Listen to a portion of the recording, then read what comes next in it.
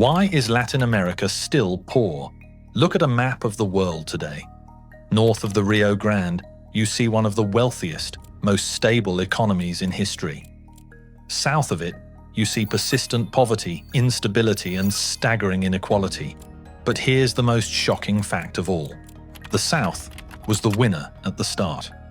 In the 1700s, great cities like Mexico City and Lima were economic powerhouses, far more urbanized and sophisticated than the struggling 13 American colonies. They had all the gold, all the silver, and all the fertile land. So, what happened? This video explains how Latin America took a wrong turn at every critical junction, from the colonial curse of easy wealth that destroyed its institutions to a devastating debt crisis that wiped out an entire generation's savings. We'll show you the political traps, the economic failures, and the single structural flaw that still prevents Latin America from fulfilling its magnificent potential. To understand why Latin America is still poor today, you have to go back to the 1700s, when Latin America was not a developing region, but an economic giant. The South was the winner at the start. Look at the evidence. While the 13 colonies in North America were struggling settlements, relying on subsistence farming and the fur trade, the Spanish and Portuguese empires had built sophisticated, powerful centers of administration and commerce. Mexico City, for instance, was founded almost a century before Jamestown. By the 18th century, it was the largest city in the Americas, a vibrant metropolis with established universities, grand cathedrals, and a cosmopolitan culture, dwarfing colonial settlements like New York or Philadelphia. This immense initial advantage was rooted in the sheer volume of resources extracted. Gold and silver from places like the legendary Potosi mine in Peru, alongside the immense fortunes generated by Caribbean sugar and Brazilian gold, made the core territories of New Spain and Peru incredibly rich. This wealth allowed the ruling elites to live lives of luxury and establish centralized trade routes that connected them directly to Europe's wealthiest markets. Historical economic analysis, using early estimates of production and population, suggests that in the early 18th century, the per capita income in the richest Spanish colonies, particularly the core mining and administrative centers like New Spain and Peru, was often on par with, and in some cases, such as the profitable Sugar Islands, arguably higher than the average per capita income of the colonies that would eventually form the United States. Furthermore, the initial industrial and urban density was all concentrated in the South. They had the established trade networks, the deep population bases, and the capital. They were the economic model in the Western Hemisphere. The North, by contrast, was an economic fringe. So how did this massive reversal happen? How did this powerful early lead disappear, allowing the impoverished North to sprint ahead and create the wealthiest democracies on Earth, while the South was locked into centuries of stagnation, instability, and debt? The answer isn't a single event. It's a profound structural failure. It begins not with what Latin America lacked, but with the very thing it had in abundance: easy wealth, which tragically proved to be an absolute curse on the development of inclusive institutions.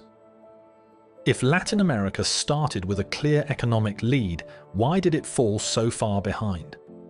The reason lies in the very nature of that initial wealth. Their immense resources, the mountains of silver, the boundless gold, the perfect climate for cash crops like sugar, proved to be an absolute curse.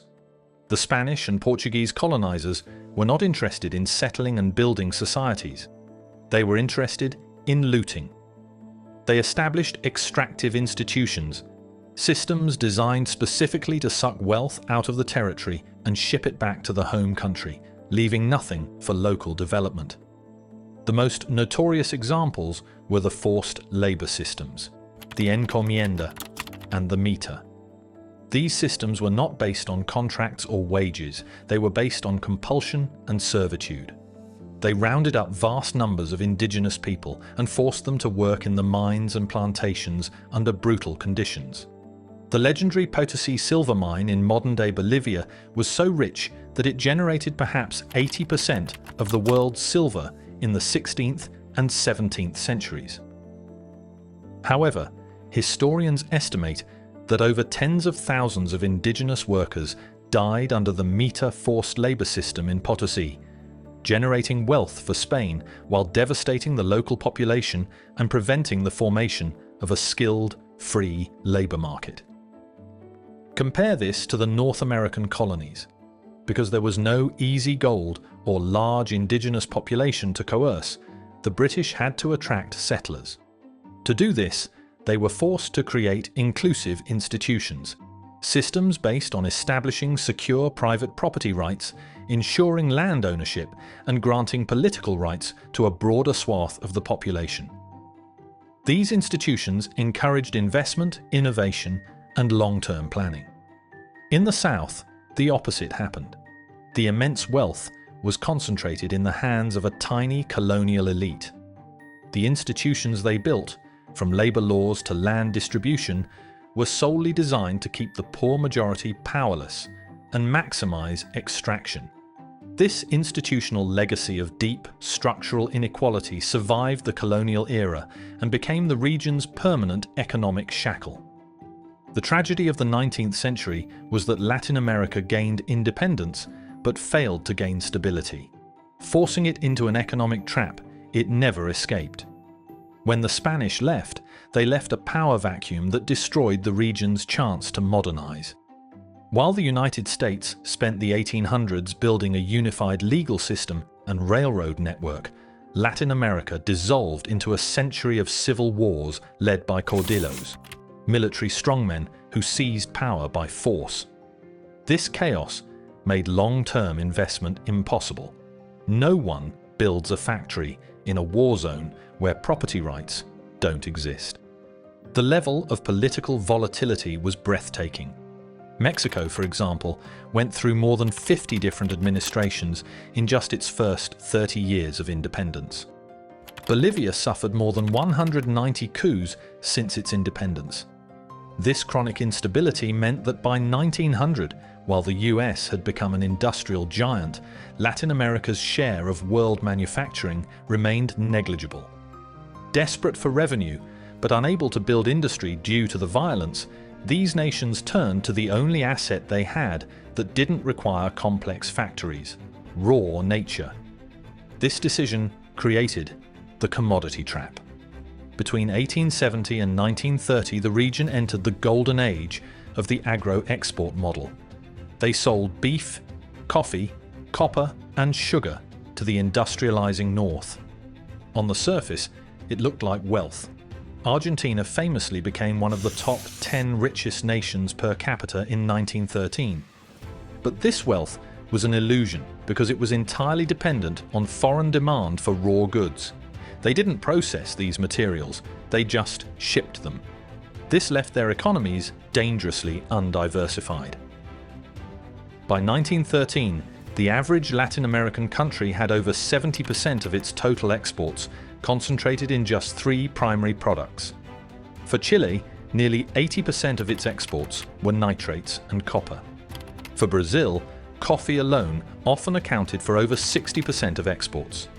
This structural flaw haunts the region to this day. It created a permanent trade imbalance. Latin America sells cheap, raw commodities, like bananas or oil, to buy back expensive, high-tech finished goods, like MRI machines or computers. This creates a losing math equation. Even recently, during the commodities boom of the 2000s, the region grew, but when prices fell in 2014, economies like Brazil's contracted sharply, proving that after 200 years, the region is still trapped in the same cycle, booming when raw materials are expensive and busting the moment they aren't. In a desperate attempt to break the raw material trap, Latin America swung to the opposite extreme, isolating itself from the world, only to crash into a mountain of debt.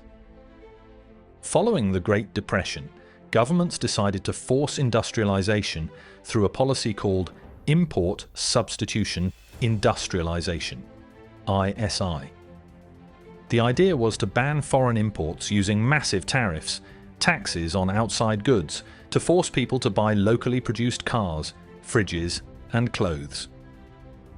At first, it seemed to work, as factories sprang up from Mexico City to Buenos Aires. However, because these factories faced zero global competition, they became incredibly inefficient. They produced low-quality goods at astronomical prices, surviving only because the government protected them. By the 1960s and 70s, effective protection rates for manufacturing in countries like Brazil and Argentina often exceeded 100%. Economic studies from the era found that it often cost Latin American factories $2 to $3 to produce goods that could be bought on the global market for $1.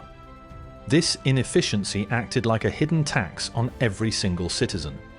To keep this expensive system running and to fund massive infrastructure projects, dictatorial governments in the 1970s went on a borrowing spree. They took out huge loans of petrodollars from Western banks. But in 1982, the trap snapped shut. The US Federal Reserve raised interest rates to fight its own inflation, and suddenly, the interest payments on Latin America's variable rate loans skyrocketed. Mexico defaulted first, triggering a regional collapse known as the Lost Decade. Governments, unable to pay their debts, simply printed money, leading to one of the most terrifying periods of hyperinflation in history. The economic destruction was total. Between 1980 and 1989, the region's per capita GDP contracted by 8.3%, effectively erasing 20 years of progress. Inflation reached apocalyptic levels. In 1989, Argentina's inflation hit 3,079%, and Brazil's peaked at 2,477% in 1993. Middle-class savings were wiped out in days. The poverty rate surged from 40% to nearly 48% by the end of the decade, while Asian economies like South Korea were integrating into the global market and growing rapidly. Latin America spent 10 years suffocating under the weight of its own debt and bad currency, widening the gap with the developed world to a point from which it has never fully recovered. After 5 centuries of extractive institutions and failed economic experiments, we arrive at the root cause of Latin America's continued poverty today: extreme, persistent inequality. This is not just a moral problem, it is a profound economic inefficiency that prevents the region from ever reaching its full potential. Latin America is universally recognized as the most unequal region in the world. The inherited colonial structure, where a tiny elite owned all the land and capital, never truly dissolved. The wealthy simply pass their advantages: private education, tax loopholes, political connections, down to the next generation, while the poor are trapped. This extreme wealth concentration acts like a massive brake on the economy. When half your population is poor, they cannot access the opportunities required to become productive members of a modern economy. According to data from the World Bank and OECD, the average ratio of income between the richest 10% and the poorest 10% in Latin America is about 12 to 1. This compares to a ratio of just 4 to 1 in developed countries within the OECD. This inequality kills growth in 2 major ways. Number 1, human capital waste. The poor cannot afford the education, healthcare, or credit needed to become entrepreneurs or skilled workers, wasting immense human potential. Number 2, the violence trap. Extreme inequality breeds social alienation, corruption, and, most tragically, high crime rates. Latin America accounts for nearly 1/3 of global homicides, despite having only 8% of the world's population. This violence forces businesses to spend fortunes on security, scares away foreign investment, and directly costs the region an estimated 3.4% of GDP annually. The extractive systems of the past have evolved, but they still operate. The vast resources of Latin America continue to distract from the real, permanent source of wealth: its people. Until the region finds the political will to dismantle the structural inequalities forged centuries ago, it will remain rich in land and resources, yet tragically poor in human prosperity. Let me know your thoughts in the comments, and don't forget to like and subscribe to the channel. Your support helps us continue making these videos.